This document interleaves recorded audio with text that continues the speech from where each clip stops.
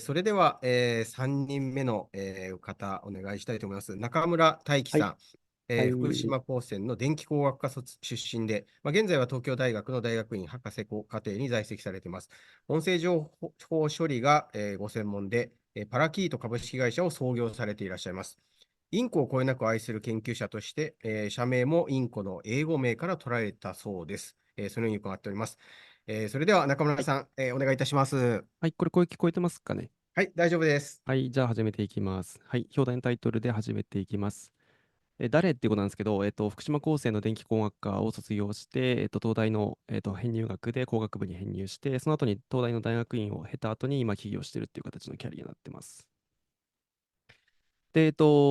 簡単にまとめると、ちょっと前に卒業して、で、東大のシステム創生学科ってところに編入しました。で、その後に東京大学の大学院の情報理工学研究科っていう大学院の方に、そのまま入りまして、修士博士と経て、今、博士課程3年で、博士課程1年の時に、このパラキート株式会社っていうのを創業しました。で、代表取締役を務めていて、最近とか去年の末にですね、福島県の、双葉郡広野町の方に会社を移しています。私の生まれはいわき市なんですけど、会社は広野町にあります。はい、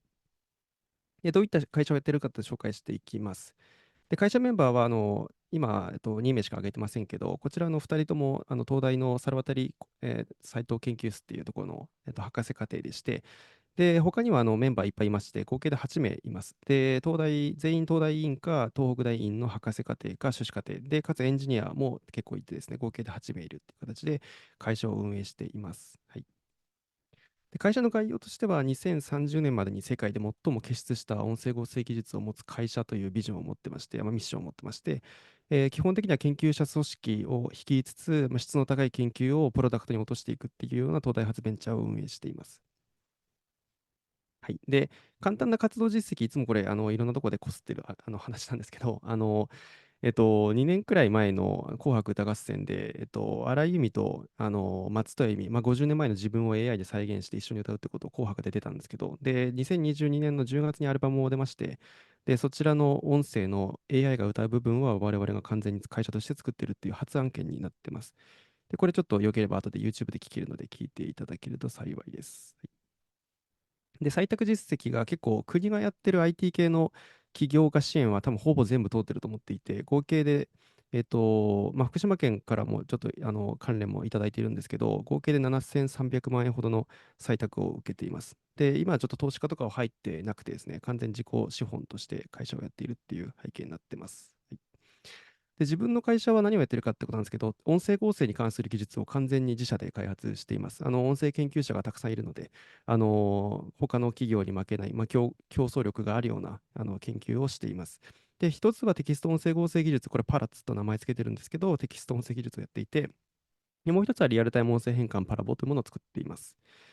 で、テキスト音声合成技術どういうものかって言いますと、簡単なもので入力されたテキスト、どんな言語でもいいんですけど、入力されたテキストから、音声を、自然な AI で自然な音声を合成するといったものになっています。で、例えば今音声流すんですけど、ヒューマンネットワーク高専の皆さん、こんにちは。こんな感じで今女性の声で、今聞こえましたかね？大丈夫ですかね？はい。で、女性の声で合成したものを作ったりとかしています。で、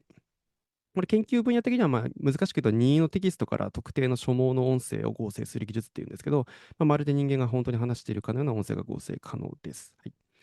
で、もう一つリアルタイム音声変換ってのがありまして、これちょっとデモやるんですけども、リアルタイムにマイクに入力された音声、今手元に僕の前にマイクあると思うんですけど、このマイクから入力された音声を、相手方には例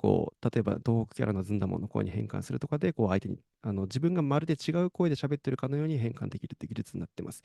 で、これ、僕らの技術0.06秒で変換できるんですけど、これ業界最速で、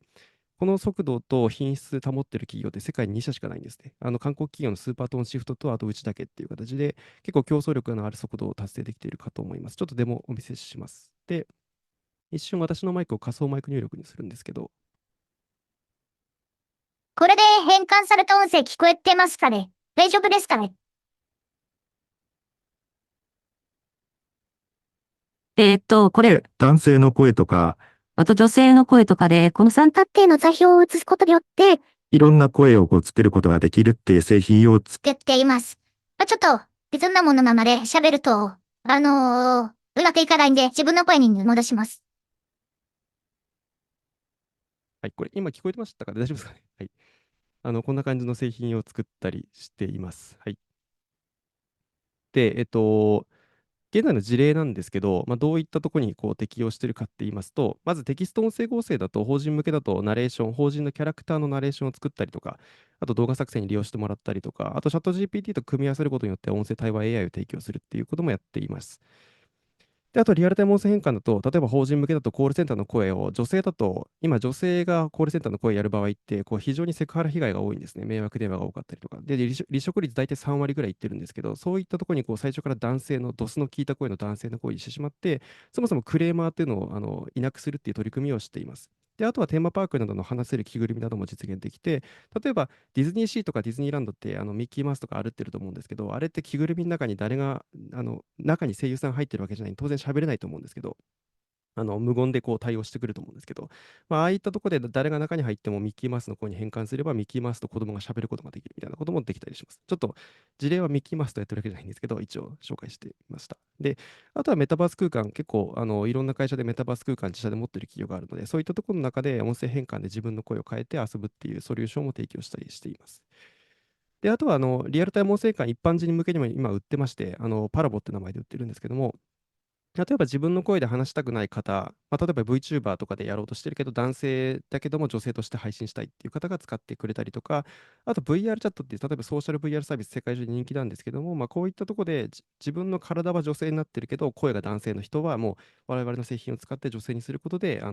心も体も声も女性にできるっていう製品を合わせて提供したりしています。あと、ディスコードで友達と喋るときに、女性だったら自分の、声で喋るとちょっと緊張するから声変えて自分の声じゃないバレないような声で喋ったりするっていうところにも使われています。はい。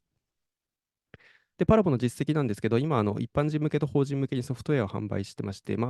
実際大部分の売り上げは法人さんが占めてるんですけど、はい、売っています。で、昨年末にリリースしまして、で、2日ほどで1万人超えて、で、今現在4万人ぐらいの使用者、ユーザー数がいるっていう形の製品になってます。で、ちょっと、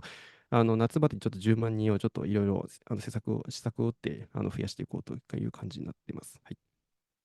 で、広野町に会社がありますが、広野町でどんなことやってるか、ちょっとパパッとお話しします。で、広野町だと、例えば館内情報とか、広野町に関することを、網羅的にこう知っている。で、かつその一部の市政業務を代替できるような、この AI コンシェルジュっていうのを今、う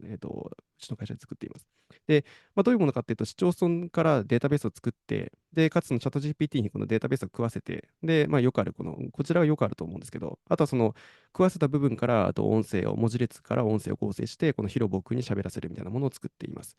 で、これどういうものに使えるかっていうと、例えば館内案内だったりとか、あとはその住民票取りに来たんだけど、どんな処理必要かとか、あとは必要書類を持ってきたかっていうのをもう入り口のこの、広僕に喋りかければ何でもそう答えてくれるとか、あとはその来た来場者に対して、広野町の今月のニュースとか、あとはこんなイベントあるよっていうのをどんどんこう、広僕が喋ってお伝えしてくれるっていうようなものを作っています。はい。でこれちょっと今、広野町で実証実験やってるんですけど、広野町だけじゃなくてですね、我々浜通りフェニックスプロジェクトに通っているので、浜通り全域にこう最終的には広げていって、で最終的には福島県全体にこう波及できるような形で提供していこうと考えています。はい。で、ここからちょっと私のプレゼンだと企業のキャリア論についてお話ししていきたいと思います。はい。で、なぜ起業したかってことなんですけど、昔から結構起業したいと思ってまして、で、ちょっと野望としては周りよりこう1000倍稼ぐんだったら起業以外ないと考えてました。で、これは高専の時に福島民法に載ったものがあったんですけど、東大受かった時に起業したいってこう文言として載ってるんですけど、この時はまだ起業というものが目的になっていて、手段ではなかったです。はい。で、昔から結構責任感が強くて、こう責任を私に任しとけっていうようなタイプでした。で、人前にこう出て話すことが好きで、生徒会長とかもやったりしていました。最後にちょっとタイトル回収する内容なんですけど、私結構大ボラ吹きで、最初はこうできないと思ってることを平気で周りに言っちゃうようなタイプなんで、ここもちょっと企業に対していいアドバンテージがあったと思います。で、起業したきっかけなんですけど、ユーミンさんの案件が研究室に来たんですね。で、これちょっと私が即答でやりたいって答えて、で、やるんだったら法人作るかって形で創業したのがきっかけでした。なので、法人を作った目的としては、この仕事をやることが目的であって、起業したいからするみたいな、その漠然とした理由ではなくて、仕事をやるために起業したっていう手段としての起業になっています。で、一発目の仕事が一流歌手の仕事だったんで、結構その後の案件がスムーズにいろんなところで紹介できたっていうのが良かったと思います。はい。で、なぜ音声分野で起業したかってことなんですけど、そもそもなぜ音声分野に進んだかをお話ししていくと、まずその情報系以外の分野だと、もう起業する際のコストが非常に高いんですね。例えば、もう何を言ってるかっていうと、例えば僕らが半導体とかで起業しようとしても、半導体で工場とか作る必要があるんで、そもそもその初期投資があまりにもかかりすぎる。で、ソフトウェアって結構初期投資がまあ割と少ないような分野なので、で、かつ原価がそんなにかかんないっていう分野なので、結構儲けられると思って、ソフトウェアにそもそもやっていこうと思いました。で、ソフトウェアだとやっぱ情報系だろうということで、情報系の学科を選んで進学したという形になります。はい。で、現在選び直すとしたら、結構電気電子も結構自分の中では候補だと思っていて、なぜならその AI の発達に従って GPU が相当売れているので、グラフィックボードとかに載っている半導体産業というのはやっぱり日本でも過熱しているので、ここら辺自分がもし構成に入り直すんだったら半導体産業の方にも行くかなとはちょっと選択肢としてあるかなと思いました。で、画像とか自然言語とかのこの他のモーダルですね。画像、自然言語処理、音声って三大モーダルなんですけど、画像とか自然言語処理って結構進む研究者が多いんですね。で、かつ需要が高いのはいいんですけど、その音声研究者って供給が少ないのに需要が高いんですよ。つまり一番いいパターンなんですね。なので、そういった背景を、3つモーダル、進学する際に鑑みてですね、音声のモデルを選びました。なので、私のキャリアとしては興味のあることで進路を選んでないっていうのがちょっと背景としてあります。で、起業する上でも音声分野って世界的でも競合が少ないし、その日本の音声分野って結構世界的にも超強いので、音声分野がいいんじゃないかと思って起業しました。はい。で、なぜ音声合成の事業をやる会社を作ったかって言いますと、まず私のいる東大猿渡研って、日本トップレベルの音声合成の研究室です。で、卒業生もすごい優秀なので、ここを起点に起業したらいろんな人脈を掘り起こせるんじゃないかと思って、在学中に起業しました。で、毎年新入生10名入ってくるのもそうだし、その起業で一番難しいことって共同創業者を見つけることとか、あと人材を引っ張ってくることなんですけど、そういったところに恵まれている環境だったので起業したっていう背景になります。で、私自身が音声合成の研究者なので、音声合成が日本一の集団っていうことをブランドとして前面に出せるんですね。そうすると何がいいかっていうと、起業する上で他の会社に対して、人材の強みがある、圧倒的な技術的な強みがあるってことを前面に出せるので、そういった背景でも音声分野、かつその研究室にいながらで起業したっていう形になります。で、残り数枚しかないんですけど、起業する際に大事な要素って結構いっぱいあってですね、だからその中で一番大事な一番上のこの Why っていう、なぜあなたがやるのかっていうのについてちょっと話していきます。で、起業してほしい人に一番意識してほしいのが、なぜっていう項目なんですけど、なぜあなたがそのビジネスをやるの、なぜ他の、例えばハーバード大卒の MIT 卒の優秀な人じゃダメなのかっていう話をちょっとしていきます。で、ビジネスをする上で、その何かを社会を変えたいような強烈な理由が必要なんですね。で、なんでこれが必要かっていうと、それがないとメンバーがついてこない。で、それがないとお客さんがついてこないっていうことになります。すごい強烈な過去の経験とかをもとにそのメンバーを率いることはできるんですけど、それがないと率いることはできない。で、私の人生で、生まれてから福島高専に来るまでの人生で、いろんな強烈な体験があったんですね。何かっていうと、私の場合って、亡くなった祖父がですね、聴覚障害者というか、ボイラーの仕事を昔からやってたんで、割と年を取ってから耳の障害になりまして、で、家にいながらですね、祖父とコミュニケーションができないっていうことがよくあったんですね。例えば何言ってるか聞こえないとか。で、ばあちゃんの声は聞こえるんですよ。お母さんの声は聞こえるんですけど、女性の声って周波数高いんで聞きやすいんですけど、男性の声って周波数低いんで聞きにくいっていうのも現象がありまして、結構コミュニケーション大変だったんですね。で、その中で、コミュニケーションってできない、コミュニケーションが円滑に進まない、快適にできないっていうのは結構、自分の中でマイナスイメージで、なので、会社としてこのコミュニケーション体験を豊かにして、あらゆる人々がもう楽しく快適に暮らせる社会を目指そうと思って、会社を、一つ目のなぜの一つになります。であともう一個はですね、この原発事故を私が中学校2年生の時に経験したんですけど、浜通り被災しまして、私、宇都宮に避難したんですけど、風評被害をやっぱり大学に来てからも感じるんですね。で、風評被害、どこが一番受けたかって言ったら、やっぱり福島県の浜通りなんで、浜の地区なんで、浜のものが売れないっていう形で風評被害になってます。で、いわき市民として、もともといわき出身だったので、いわき出身として、浜通りの成長に何か寄与できないかと思って、そもそも本社を広野町に移して、会社の税金が一部広野町に落ちることになるので、東京とか世界でいわゆる外貨ですね、外貨を稼いで広野町に落とす、福島県の浜通りに落とすってことをちょっと今頑張ってやっています。で、広野町の知名度も、当然広野町の住所も私の名刺にも載ってますし、ホームページにも載ってるので、すごい私がそれをいろんな人に配ってるので、広野町が自然とコマーシャルになって、世界に伝わっていくっていう感じの、この2つが主に私の中の Y になっています。はい。で、ちょっとタイトル回収ここでするんですけど、優秀なまたぎをカゴを持たないで書きました。これどういう意味かっていうと、例えばカゴを持っていったら、カゴを持って山に入ると、カゴ以上のサイズの獲物を見つけたときに諦めなきゃいけないんですね。カゴに入らないんで。ただ、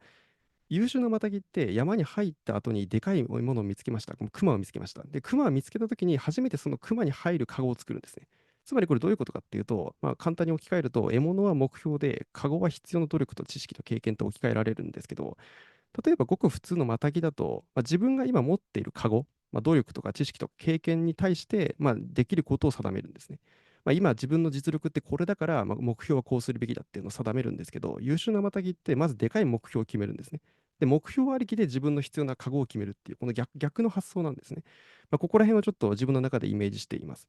で、割と人は目標以上に成長しないというのがありまして、目標を高くすれば、それ以下にはなるという、理論があって、実力がない、最初から周りを見たら、あいつ嘘つきとか、あいつなんかすごいでかいこと言ってるとかって言うんですけど、それ結局努力を重ねていくことによって、周りから見たらその中ボラ、小ボラになって、あいつ夢かなえたのってなるんで、そこら辺なんか、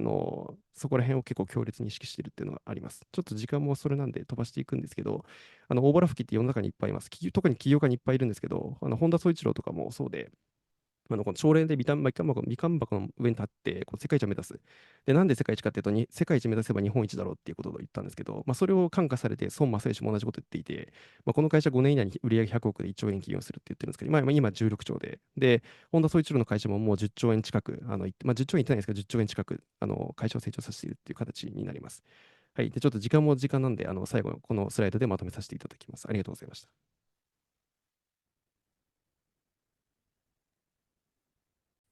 中野さん、ありがとうございました。こちら、なんかもう最後まとめで説明、読まないのはもったいない感じなんですけど、すいません、お時間が、本当に凝縮していただいて、本当にありがとうございます。